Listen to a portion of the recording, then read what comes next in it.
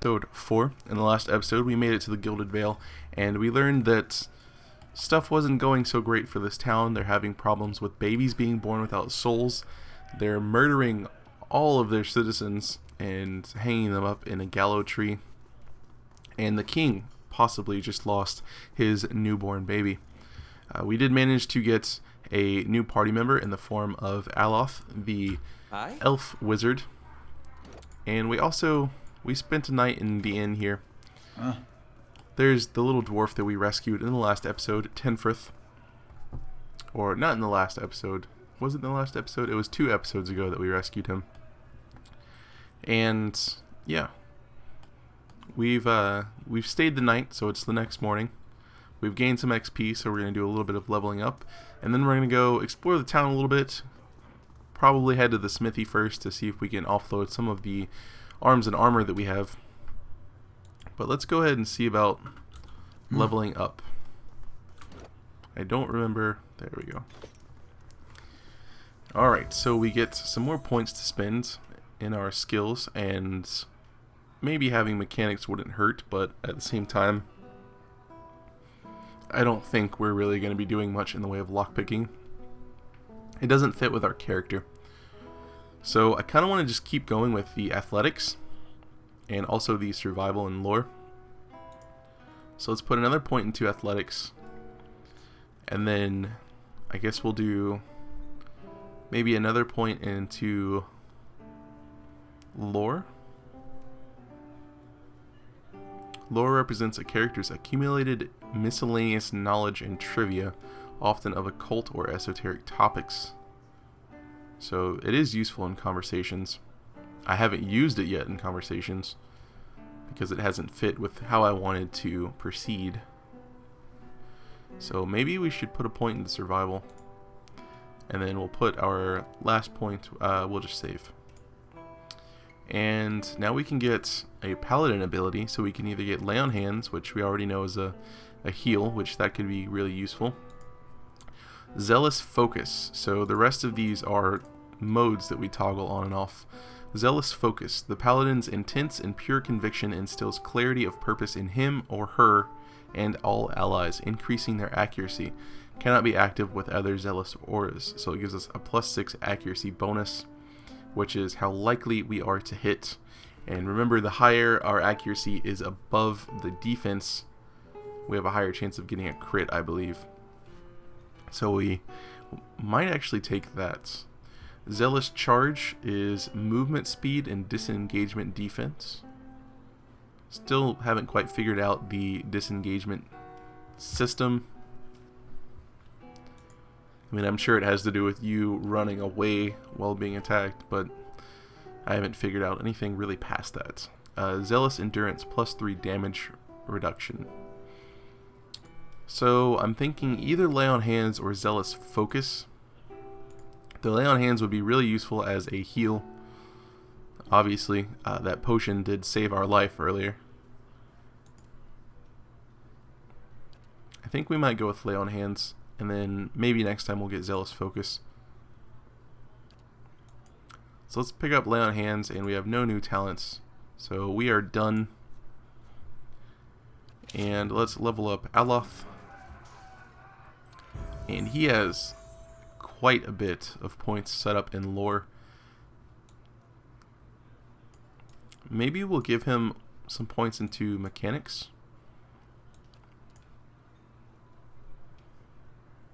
And also survival, because I imagine he'll probably use potions.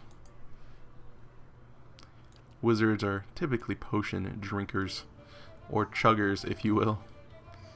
And then, a few points in athletics wouldn't hurt, but I think maybe we'll give him a point into stealth and then save the last point. That way he can sneak a little bit. Oh boy. Oh boy. Oh boy.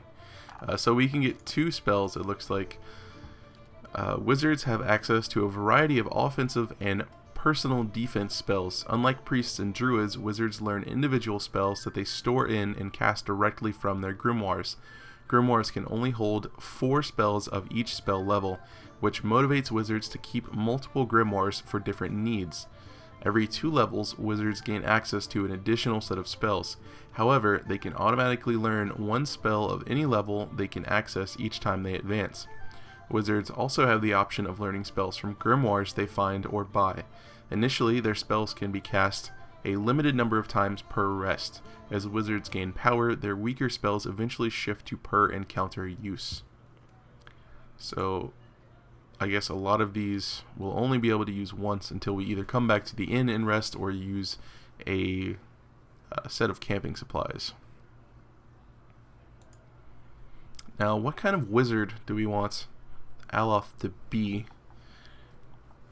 I'm not really sure. I kind of like fire. Combusting wounds causes enemy wounds in the area of effect to ignite, inflicting additional burn damage over time each time they are wounded. That sounds pretty useful once we have more people. Binding web spins a resilient viscous web throughout the area of effect, reducing movement for all affected. That could be good crowd control. That is damage reduction shield. Concealed's corrosive siphon eats away at the target's spirits, inflicting corrosive damage and converting that essence into endurance for the caster.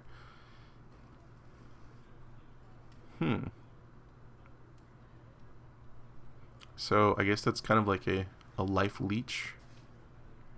Infuse with vital essence. Infuses the caster with vitality, giving them a temporary increase in their current and maximum endurance. Mirror image creates duplicates to distract enemies. High deflection bonus, which is reduced with each hit taken. Ray of fire, that sounds cool. Creates a scorching ray of flame between the caster and the target, inflicting continual burn damage to the target and anyone caught in the ray. That sounds dangerous as well. Rolling flame creates a rebounding ball of fire, inflicting burn damage upon anyone in its path. I kind of want to get that just because the little icon and what it sounds like makes me think of, I believe it was Diablo 2, the druid that would just drop a flaming rock that would just roll. Necrotic Lance creates a lance of pure necrotic energy, causing corrode damage instantly and over time. That looks like it hits pretty hard. That would actually one-shot our character, not counting any resistances we have. But it also does damage over time. But it is a single target. This could be good. It's an interrupt, and it paralyzes the target. Paralyzed target can't take any action. Their dexterity is set to 0, and their reflex and deflection are reduced by 40. Override stun, stuck, and prone. That could be good for CC as well. AoE sickened. A sickened character has all attributes reduced by 1. Fortitude and will are reduced by 10. So it paralyzes one target and then actually sickens everyone around him. I'm thinking about maybe getting Necrotic Lance or possibly this Fetid Caress from level 2. Let's well, we do get 2 spells. So let's see what this is. Looks like a spirit weapon. Creates a glowing quarterstaff of pure energy for the wizard to wield, granting a bonus chance to hit and giving the wizard endurance with each successful strike. That's pretty cool, actually. So it's like a life leech based, I guess, melee weapon. Accuracy bonus, move speed bonus. Ghost Blades calls a field of unearthly blades into existence, inflicting immediate pierce damage and a hobbled affliction on targets in the area of effect. Some touch magic. Thrust of Tattered Veils, a quick strike of crushing force, dealing little damage but having a high chance to disrupt enemy spellcasters. And Chill Fog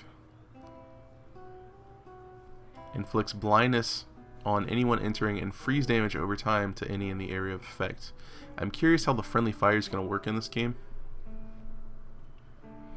let's actually grab, we're going to grab Chill Fog, and then we're going to grab a spell from level 2. I kind of like this Corrosive Siphon. It's an AoE, and it also is supposed to heal us over time. So let's do that. And then I think we need to equip these in the Grimoire. So it already did that. What do we have in here?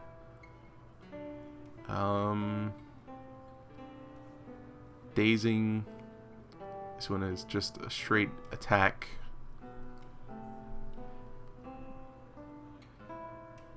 The caster's hands become so cold as to freeze what they touch. So I might take that off for the Chill Fog, because I don't really want him super close to the action. Alright, well that should be good. Let's head out. That took a little while, and I apologize for that, but you know, we're new to this system, so we gotta read over stuff, weigh our options. Alright, so it is now daytime in this little town. We have a couple things we can look at. The Blackhound Inn, and the windows are clouded with the haze of accumulated smoke and cooking grease. Yeah. Let's head up this way. And just have a peek around up here, and then we'll probably head over to the smithy.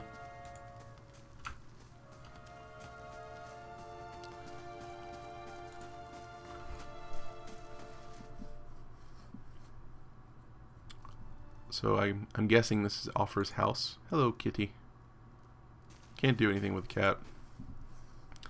Offra, a dear wooden woman, is standing in front of the fireplace, humming a quiet tune to herself, or perhaps to her unborn child, for she is clearly quite pregnant. She turns her head slightly as you enter. Well, finally, I was starting to think. The woman makes a startled noise once she turns around and sees you. Oh, I'm sorry, I was expecting someone else. She gives you a cautious smile. Can I help you? I just arrived, and I thought I'd get to know the locals. Were you with one of the caravans? She looks at you hopefully. Master Odimus by chance? I'm guessing this is Kalisha's sister. Why do you ask? My sister Kalisha is traveling with one of the caravans. She sent a letter before she came. She said she was going to pay her way by working as a guard for the caravan master. She always was a tough one. She pauses. I don't suppose you've seen her on the road, or the caravan perhaps? It's Master Odimus. The caravan was attacked and we escaped, but Kalisha was caught in a bivouac. I was with the caravan. I'm afraid the rest of the caravan was killed. Kalisha didn't make it. I'll say the first one. I'm still unsure about this bivouac thing. They mentioned it, but all I noticed was like spirit type souls just kind of going around. I'll have to watch the first episode, I guess. Offra covers her mouth with a hand, eyes wide with horror. For a few moments she can manage nothing but a strangled, voiceless gasping, her eyes brimming with tears. I knew. I told her it was a dangerous path to take. Kalisha was always so certain she could take on any danger. Offra sniffs. Oh, my poor sister. I'm sorry, stranger. I just can't believe she's gone. If only I hadn't called her here. If I hadn't written to her, she might still be alive somewhere. Offra's face crumples, and a solitary tear slides down her cheek. Pardon me, apparently I have a phone call. Damn telemarketers breaking my immersion. Alright, thankfully we can block numbers nowadays. Okay, Kalisha mentioned that she thought you needed help. Perhaps I can provide some assistance. Offra looks at you with some surprise before dabbing at her nose with a sleeve. That's kind of you to offer, but I don't know if I can impose this on you. It's not a small favor. Offra wipes at her eyes. I'm worried about the baby, about the legacy. I told Kalisha as much as I could, but all I know is that for a long time now, every child born in Gilded Vale has been soulless, empty. It's happened to so many others, and Lord Raedric, he's exiled all of them, calling it a sign of the gods' disfavor. She sniffs. With my Hathort gone, I don't know how I'd manage if I lost my home too. I'd hoped Kalisha could help me. They say Renga, the old midwife, knows a way to prevent a child being hollowborn, but she moved south to Anslog's Compass 2 seasons ago. The journey's too far for me. I can't make it as I am. But I don't have anyone else now with Kalisha gone. More tears run down her face. Please, can you help me? Goldpack Knights, pay me, and you have my oath that it will be done. That's a little harsher than I would go with, but I will go with the Goldpack Knights order. I don't have very much. I set aside some money for Renga, but, well, here. Would that do? Renga also has many potions and crafts for sale. Maybe you'll find something of interest. She sniffs. I'm sorry, that's really all I have. You're welcome to some of my food if you want. I have some fruit. I'll find Renga for you. Offer blinks eyes wide. You will? Oh, gods bless you. Here, I'll give you coin to pay her with. You needn't trouble yourself with that. I think it's a drink she fashions out of, well, I'm not sure, but it shouldn't be too much of a burden to carry back. Anslog's Compass is what we call the lagoon to the south. You'll have to cross the wilds to get there. That's what keeps me from trying it myself. She clasps her hands together. Thank you again. Truly, you'll be saving us both. She sets a hand on her stomach, smiling through her tears. Alright, so we've gained a bit of coin that should help out with our journeys. We've also got our first contract from Afra, and we will succeed in this mission for her. This worn, dog-eared book is titled Travels Upon the Seldgless Sea. There is an etched illustration of a vast finned leviathan. I do feel slightly dirty about taking your money, but we do need it. It will help us in our journey, and by creating this pact with her, there is nothing that's going to stop me from doing it. I guess I'll say it that way. I'm not going to take any of her other stuff though. She paid us. We don't need anything else. I'm curious how much money we have now. 276. So she gave us about 40 copper pieces. So we could go back and hire another adventurer if we wanted. I do want to see if anything is up here. These guys look like more of the Kickstarter people. And if I'm wrong about them, please do let me know. It'll probably take a couple episodes before I will start reading what they say again, because I record these a few at a time. But if they are actually important to the lore, like I said, let me know, and I will definitely read what they have to say. But the one I read, while well written, doesn't seem like it has anything to do with anything. So we do have the downstairs of this temple that we can go check out, but I want to head over to the smithy, which should be, yep, this building right here. So let's head over this way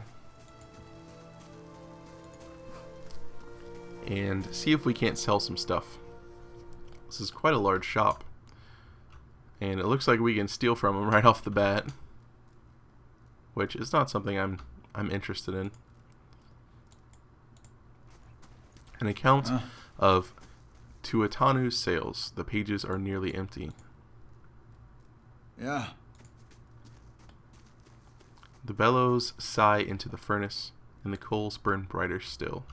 Apparently we can reach up here and not be stealing anything. Daily affirmations of focus and efficiency. 1. All errors can be reforged into lessons. Abaddon rebuilt himself from ruin. No setback is insurmountable, not even death itself, so long as the soul is dedicated to the task. 2. Work hard, work well. Abaddon demands only honest labor and forthright service. All errors can be reforged if your first intentions are pure. 3. All ignorance can be reforged into knowledge. Master your craft, excel at what you have been trusted to do. Do not offend your teacher by remaining a student forever. 4. Each generation must forge its successors.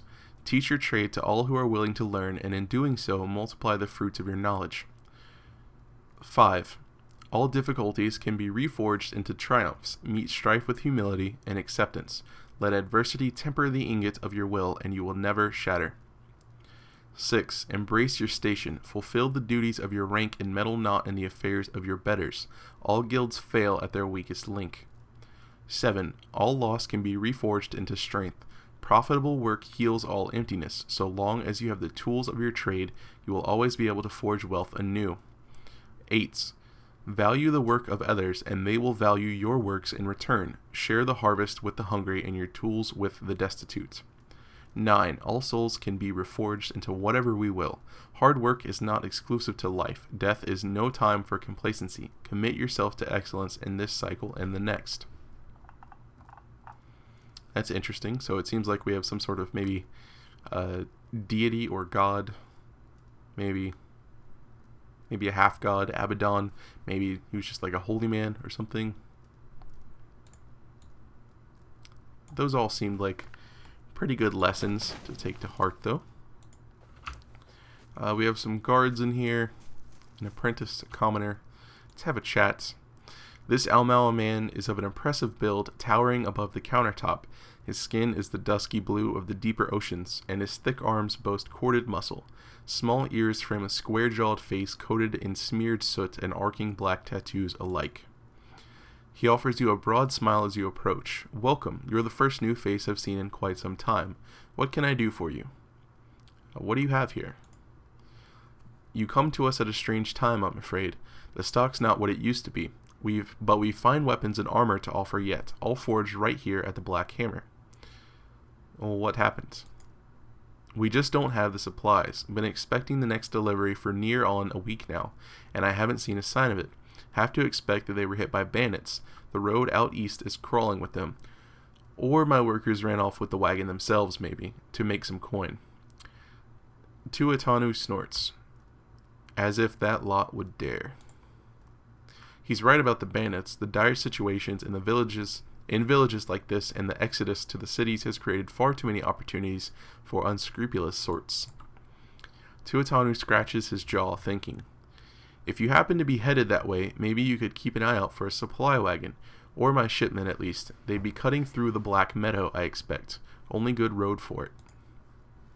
As it is, most of our weapons go to His Grace Lord Raedric. Tuatanu glances at the nearby guard. And that's as it should be, but it doesn't leave much for outsiders. We just don't have the iron. Where was it traveling from?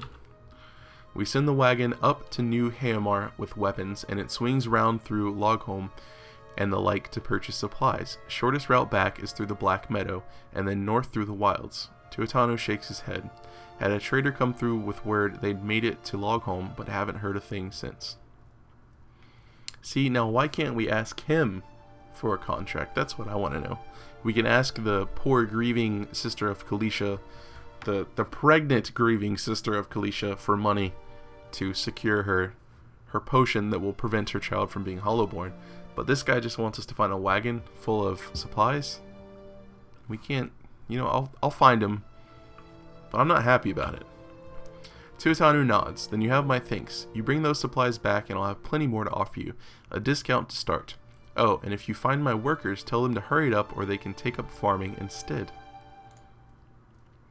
Alright, well, let's talk to him again and see what he has. I'd like to see your wares, please. Of course, you won't find finer anywhere else. Let's pop open our stash and see about selling him some stuff. I want to sell him these hats. I'm not going to do anything with. So let's get rid of some of these hats. We'll keep the cloak for now, the cape, and we'll also keep the hood. We'll keep all the food. These books we can actually sell, but I want to hang on to them.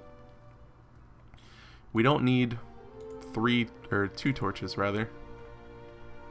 So where did that go? You disappeared. Excuse me? Did it go back? Oh, it went to him. Okay. Alright, and we certainly don't need all of these pieces of armor as well. I'm actually just going to get rid of all of this. So we have apparently 550 copper pieces worth of goods. And I don't see a money limit over here, so I guess we can do as much as we want. I want to look at just your weapons. I don't know why you're showing me supplies. Can we trade more than just this? We can. Excellent.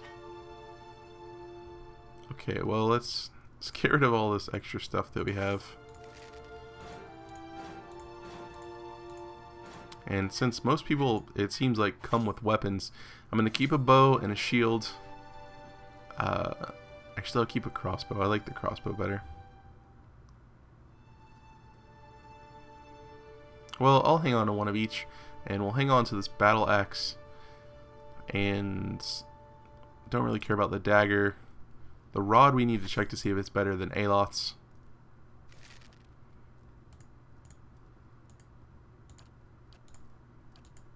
And I'm going to hang on to these wolf hides for now. So he's got quite a good amount of stuff. All of it looks pretty expensive. A pry bar.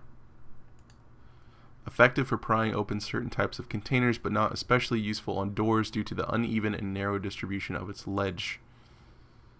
And a rope and a grappling hook. Grappling hooks can be used to anchor a rope to locations that may be hard to reach by foot. Though often used to scale high walls, they have many potential applications. The usefulness of the rope is limited only by the imagination of the adventurer carrying it. We know we will definitely buy the rope and the grappling hook and the pry bar. Braunhord's figurine. Summon animats. Though tarnished and lusterless in its remarkable age, the intricate inscriptions and texturing still discernible on the horn's surface, along with the artifact's obvious longevity, suggest an object of expert workmanship. We can use it once per rest. That's expensive. We could get ourselves a breastplate, perhaps. That would give us some pretty good defensive bonuses. And I would love a greatsword again. Yes. Because I want to use a sword. I don't really like the poleaxe we're using right now. So let's buy the greatsword. And that should be good for now, I think. So let's go ahead and do this trade. I think that was a pretty good trade. Let's pop open our equipment real quick. And let's actually compare these. The poleaxe does the same damage. I don't understand what it means by best next to it. But you can see they both have strong interrupts. Their damage is the same, it's just the poleaxe does slash and crush, and the greatsword does slash and pierce. Yeah, let's use this greatsword instead. Put the poleaxe back. We have the pry bar and the rope and grappling hook now that we can store. I will sell those guys, the torches, and I will also sell the poleaxe. I do want to get out the rod and see how it compares. It's actually a little bit better than what Aloth is currently using. It's got the same range. It actually attacks slower. So maybe we'll keep his current one. We'll just hang on to that for now. And you know what? We'll hang on to the torches as well. He has a rapier, and maybe we can give him... I don't really want to give him a shield. What about us? We're holding on to a torch already. I think we'll just hang on to everything for right now. That was a pretty good trade. Let's go see if we can talk to this commoner. And we'll see if we can have a chat with the apprentice. Nope. You hear those bells? Guess it's bad news. It usually is. Don't tell Tuatanu, but I think Dunstan over in the First Fires might have an edge on him. Alright, well, let's get on out of here. And now that we have this much money, once we finish exploring, we will definitely see about getting another adventurer to join our party and possibly go take on those wolves.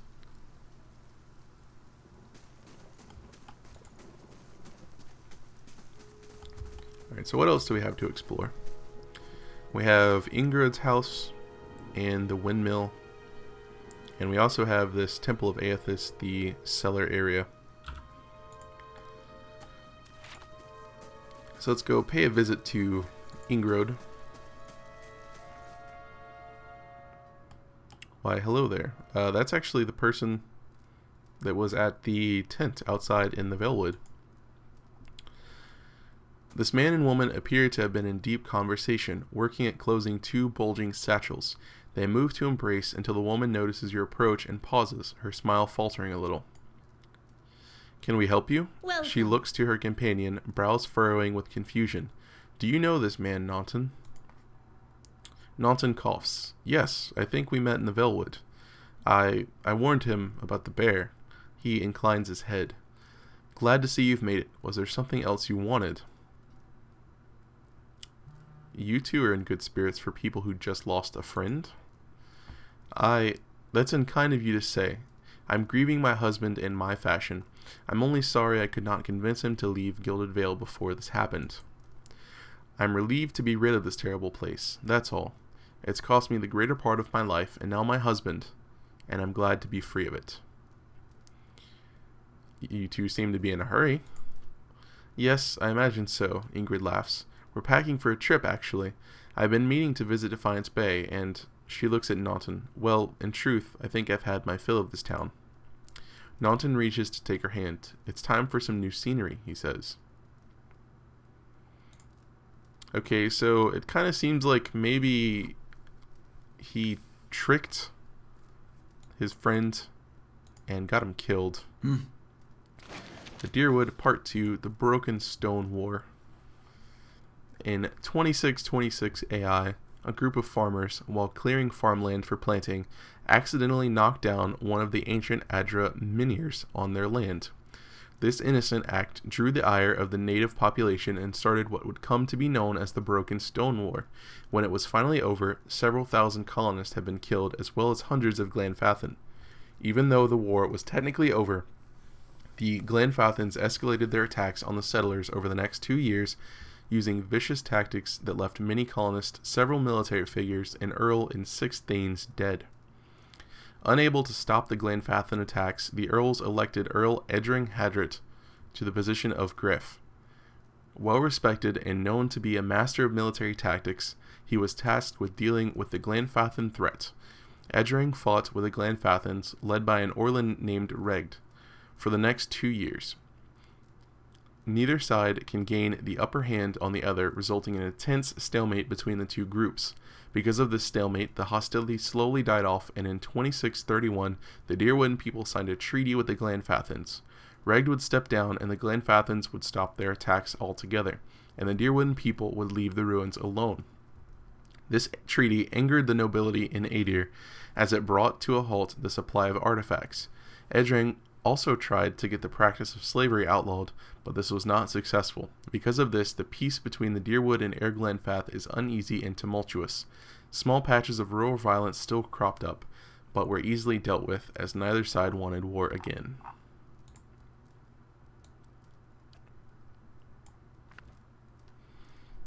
It's not good.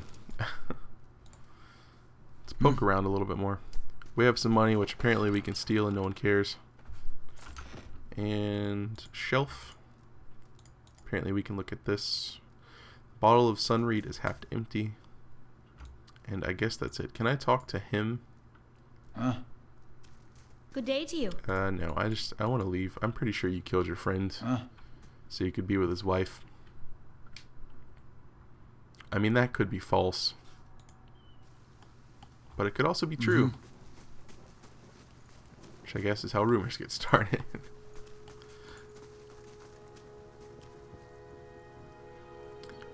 Swainer, we know there's more grain in there, Trimble. We won't settle for scraps while you grow fat on our crops. Trumbull, a muffled shouting emerges from inside the mill. The first of you drunkards comes through that door, gets a shot between the eyes. Gods hear me, Swainer. I'll put you down like a dog. Swainer, come away for now, lads. But we'll be back, Trumbull, and we'll have fair prices, or by the flame, we'll have a reckoning.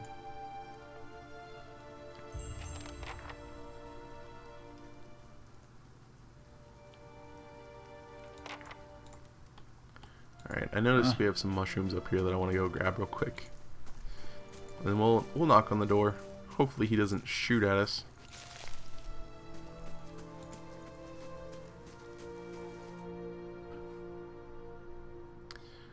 An elven man stands before you. His relatively stocky build suggests a life of labor. His face is pale and drawn, and his eyes wide. Behind him, a younger man and woman exchange worried glances. Trumbull, the miller raises a club as you enter. It shakes violently in his grip. Get back if you value your life. Put that down before you get yourself hurt. Trumbull only raises the club higher. I mean it. I won't have Swainer and his lackeys threatening me in my own mill. My name is Verithax. I've only just arrived in Gilded Vale. Trumbull shakes his head. You picked a bad time to come visiting. Gilded Vale's had all its shine scraped off. Just a big dung heap now, and Swainer thinks he's king of it. They're all of them mad. And what was all of the ruckus outside? Trumbull shakes his head. Where to begin? Swainer's whipped them up into a froth, going on about the grain stores. Claims I've hidden away most of it. All I do with the grain is sell it. I can't create it out of thin air, and I can't hand it out for free. I pay the farmers for crops they bring in, and I sell what comes out of the mill. Most of it goes to the Blackhound, on the west side of town, for ale. And Swainer and his lot sure don't mind that part.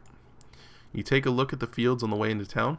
The crop's blighted, and most of what I'm getting is from farmers? Trumbull gestures to the sacks and containers. It's gone off, rotted through. I can't pay top prices for blighted wheat, and I've barely got enough good grain to go around. Swainer's howling after things he has no right to.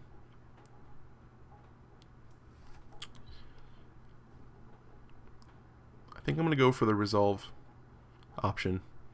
We have maybe I ought to talk to Swainer. Seems like a pretty clean story for a messy situation. I think maybe you should stop lying to me, old man. Trumbull blinks, taken aback. I'm not... Look, it's no lie. The stores really are low, and with so little grain going around, I had to raise the prices for some people. There are folks in this town that deserve far better than Swainer and his lot. People who have done more for Gilded Vale. People like the magistrate. Maybe I'd have a talk with Swainer. Swainer's people are farmers. They've gathered that grain for you. They sure didn't mind losing that grain when it was going into the drinks at the inn. They don't make like-kind neighbors. They don't make like kind neighbors when they insult my son, go stumbling drunk through my own crops. You think they are the only ones that need to eat. Sorry, I need to take a sip of tea. Been reading a lot. Now the crops are sick, and the wind's too weak to get the windmill turning. Our village's children are born as empty shells. That's not my doing. This place is cursed, and Swainer and the others haven't done a thing to help the rest of us through the lean season. What do you mean? Swainer, the rest. They've always been troublemakers, loud, drunken fools. That woman with him, her soul traces back to Dryden? That wretched brigand, and it shows. We have good people in this town, people still hanging on onto what's left of it. They deserve a little more, that's all I'm saying.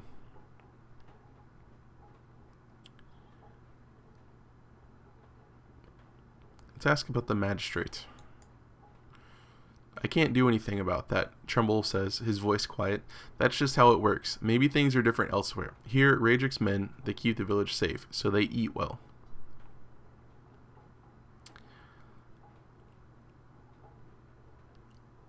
Alright, well I had some other questions.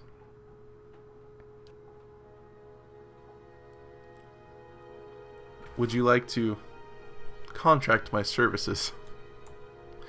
Really? Trumbull sighs relief. Hylea's tits. Could I use a friendly face? I take it you heard some part of what that crowd's asking for. Grain, as if I've got it all tucked away somewhere. Swainer's been egging that lot on for days now. They've been keeping clear so far, but if things keep on like they are, I don't know how much longer we've got before things get messy.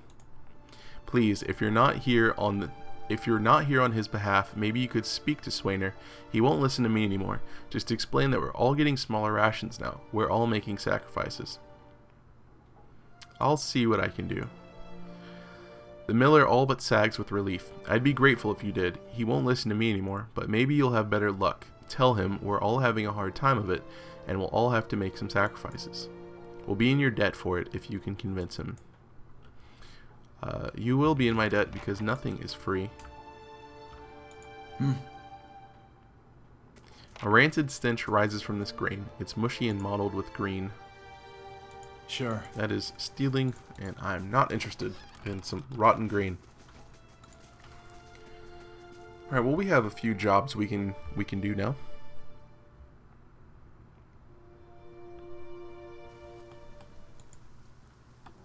So we have I believe her name was Ragna.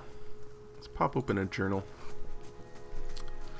We have to go speak to Swainer to try to resolve this feud about the grain. Late for dinner, I'm guessing we completed because it's grayed outs. Ranga, not Ragna. So we need to speak to Ranga to see if we can get Kalisha's sister some sort of medicine that will help her with her child.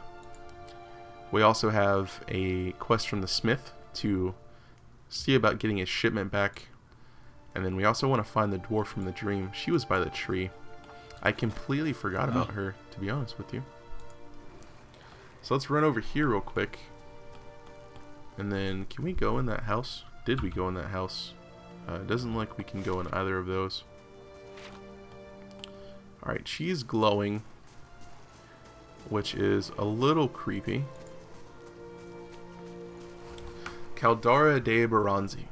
The squat, distended body of an elderly dwarf woman dangles from a thin, crooked bough that sags at the tug of her noose. The bloated purple flesh of her neck, worn away in patches like moth-eaten linen, bulges over the rope that suspends her, and her lifeless head lolls forward rigidly from one side to the other when the breeze shifts. You perceive a faint glow around her that casts no light on its surroundings, but there is a tepid warmth to it, and you feel somehow that you could reach out and touch it, not with your hands, but with some aspect of yourself that has no worldly dimension. Reach out for the woman. You take a deep breath, clearing your mind, focusing on your objective. As you exhale, you feel yourself spreading out toward the hanging woman, perceiving all that lies between you and her with new, unfamiliar awareness. Once you have expanded enough to reach her, there is a sudden jolt to your mind, a ringing, electric surge of images and words and sounds. Involuntarily, you shut your eyes and feel yourself being pulled down to some deeper consciousness in a space occupied only by you and the hanging woman, and when you open them again, she is staring at you with eyes clouded in a milky fog. Her body still swaying in a wind you no longer feel from a tree that stands planted in a misty void. The woman gives you a slow nod of her head, the rope creaking as she does, and she smiles at you. Have you come here for... Oh. Have you come here for me, dear? Or have you gotten lost? Ah, it is both, I think. Yes? I need to understand something that's happened to me. She nods, a look of pity on her face, as though consoling a child. The world looks a little different than it used to, is that it? Feels like you're noticing things for the first time that have always been there. You have seen past the shroud. It only takes an instant. Your soul remembers, yes? Remembers how it sees when it leaves the body, like being reminded of a dream you had forgotten. You are a watcher now, and a watcher you will stay. So I guess our soul left us for a time.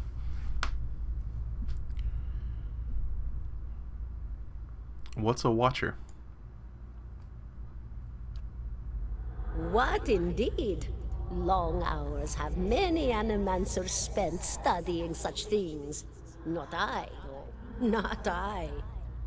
I'll tell you what I know, though, since fair is fair, and here we are visiting, you and I, and it reminds me of better times.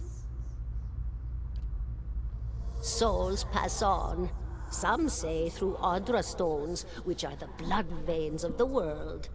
They leave the world for a time and are reborn into it, sometimes more than they were before, but usually less and seldom the same. For all souls there is a time where they do not live, yet have not passed on, and those souls roam the world, same as you or I, either living or lost.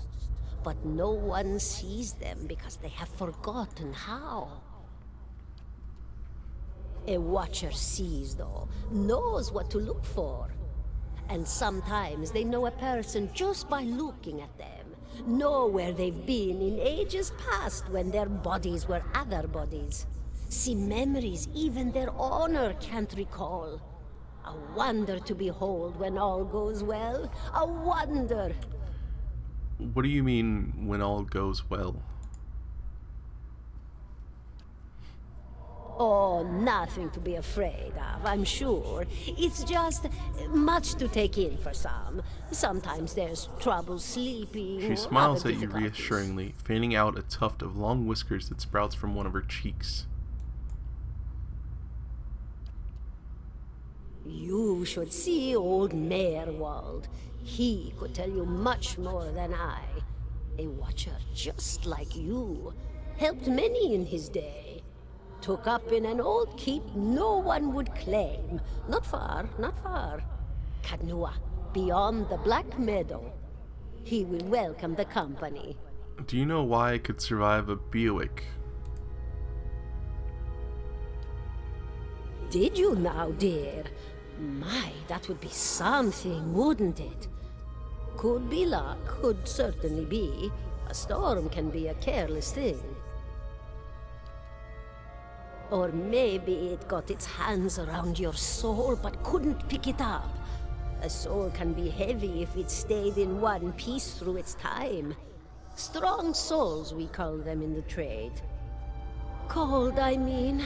Called them. Those days are all behind me, no? You said souls break apart over time. Oh, yes. Entropy. Rimagan's work. We know little of why or how. We lose pieces of ourselves when we die and pick up pieces of others when we are born again, but less than what we lost. We tried to stop it with the animantic sciences, but with little success. No. A very small few resist Rimergan's influence and stay together through some force of defiance, at least for a time. But they all succumb eventually, I think. I want to know something about you. Me? I'll bore you to What's an tears, animancer? though. A student of the soul. Something so basic, yet so poorly understood. But so many breakthroughs have been made in my lifetime. Had been made.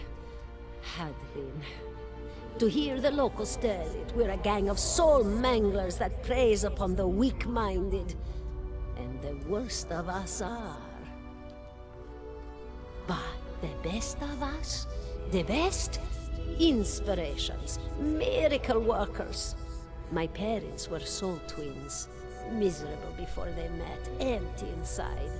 It was an animancer who helped one find the other. Turned their lives around. You wouldn't believe the stories. Amnesiacs helped to remember their lives. The suicidal brought back from the brink of oblivion. The elderly afforded extra moments to say their goodbyes. How soon we forget when we're afraid. It's a fascinating science. A fascinating time to be alive in a place like Deerwood that does not control the research, no? I love the Valian republics for many things, but their recent caution will leave them behind, I fear. Well, I think that's all that we need to know for now. So, farewell, Caldara. Goodbye, my dear. It was Caldara lovely closes visiting. her eyes and her head slumps forward over the noose, and your surroundings seem to bleed into your vision from some unknown place of waiting. Aelith looks at you through narrowed eyes. Are you alright? You seemed lost just now.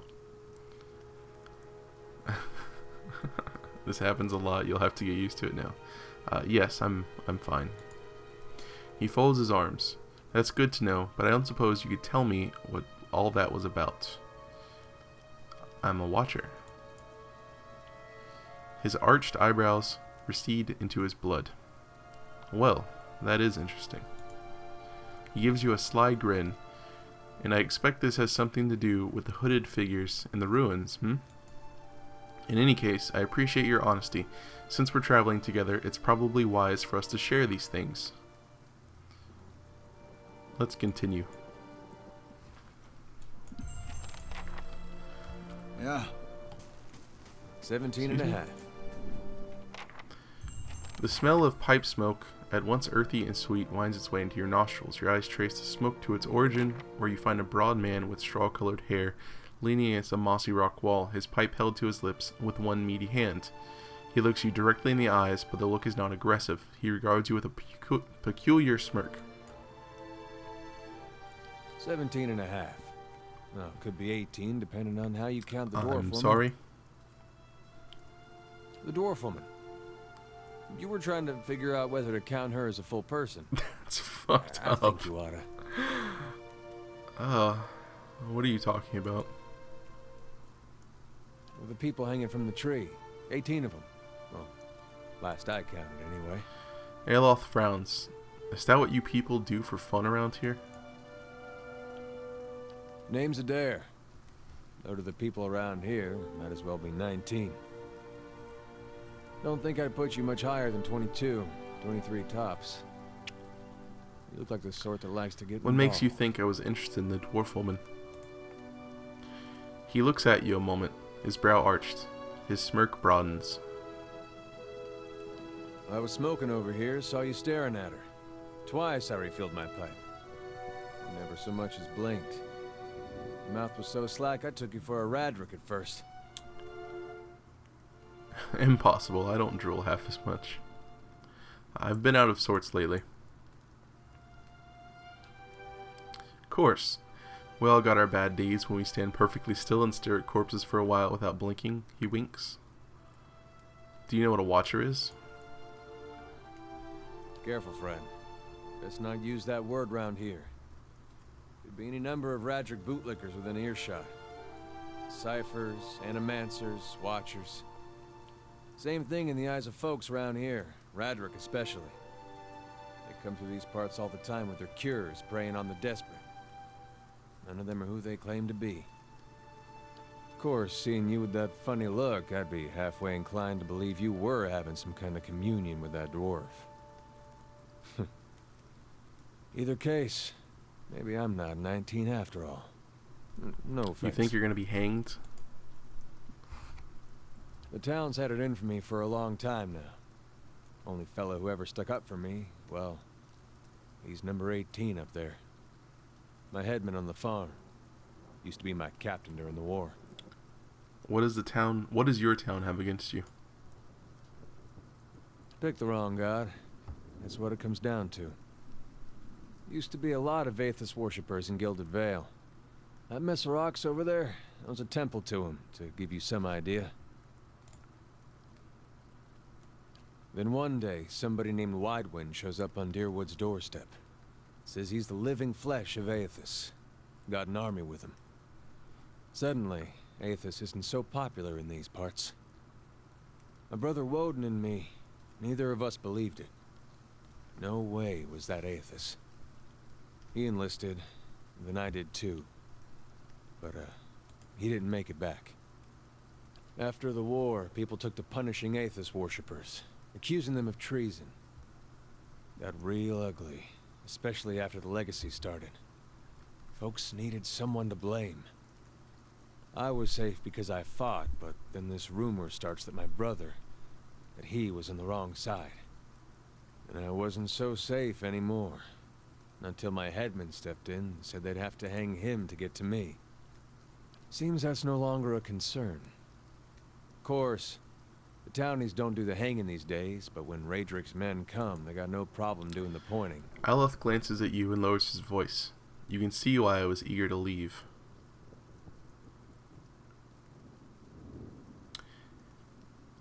If you know that they're going to hang you, why are you still here? He gives a half smile. Drinking, mostly. Point of fact, I'm on my way out. Just haven't figured where I'm going yet. Not a whole lot of places out there that don't think Waidwin's legacy started with Waidwin. We could travel together. Where are you headed? Some place called Cadnua. There's an old watcher there who might be able to help me. Seem to remember hearing something about that years ago. He tamed that place. People would seek him out for all kinds of things. Troubles of the soul, questions for the departed. Of course, that was back when you didn't have to say watcher with a hush on your breath. A man such as that, there'd be things I'd want to ask him. Don't know why I never thought of it before. Something kindles in Eater's eyes, and the vigor of purpose finds its way into his voice. Not sure how I feel about setting out with a stranger, and a strange one at that. But, truth be told, you might be the only one in town who wouldn't feel some relief seeing me swing from that tree. There's a fine reason if I ever heard one. Alright then. Guess I'll do some sightseeing. Long as you're not the one picking the He tilts sights. his head forward and gives you a pointed look. Let's get going. Very nice. We've picked up another companion, a 3rd level fighter, a meadow folk named Eater. Let's check out his gear real quick. Looks like he's got a saber and a shield and a warbow as a secondary. Comes with his own little cape. And for his skills we have constant recovery.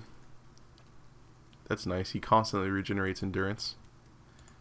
Defender gives him extra enemies that engage him and +5 deflection. Fighting Spirit, that's our human racial. Whenever we're at below 50% health, we get a bonus to our accuracy and damage. He gets knockdown, which we already like from Kalisha. Rapid recovery. Constant recovery, passive, +3.5 endurance. And Ruffian Focus, Saber, Stiletto, Club, Pistol, and Blunderbuss. Excuse me, I had a little hiccup there. Well, this episode ran a little bit long. Hopefully you guys don't mind. I guess since we have the 3 of us now, I'm not going to spend any money on picking up an adventurer. I may, but as it sits, I think we may go into the woods and see what we can do about those wolves and the bear that gave us some trouble before. But that is going to wrap up this episode. Not a lot of action, but we got some story stuff done. We learned some stuff. Apparently we are a watcher, and my take on it was that our soul ended up leaving our body for some reason and came back in, and now we can see the souls of others that are still kind of waiting in this world, that are trapped between life and death. The Beawick, I still have no idea what it is, but we do have a primary quest, if you will. We're supposed to go visit an old watcher to try to learn some more information about that. We also have the blacksmith that we can help, which should be on the way to the watcher's place. We have Kalisha's sister that we actually have a contract for to help her with her child. And we also have a settlement or a feud to settle between the operator of the windmill and some of the farmers. So we have a good bit to do, and hopefully the next episode will be a bit more action-packed for you guys. But I'm still really enjoying this game, really enjoying the style, and the writing is nice as well. And as well, and so far I like the characters too. So hopefully you guys are enjoying. I hope you guys enjoyed the video. And as always, thanks for watching, and have a good one.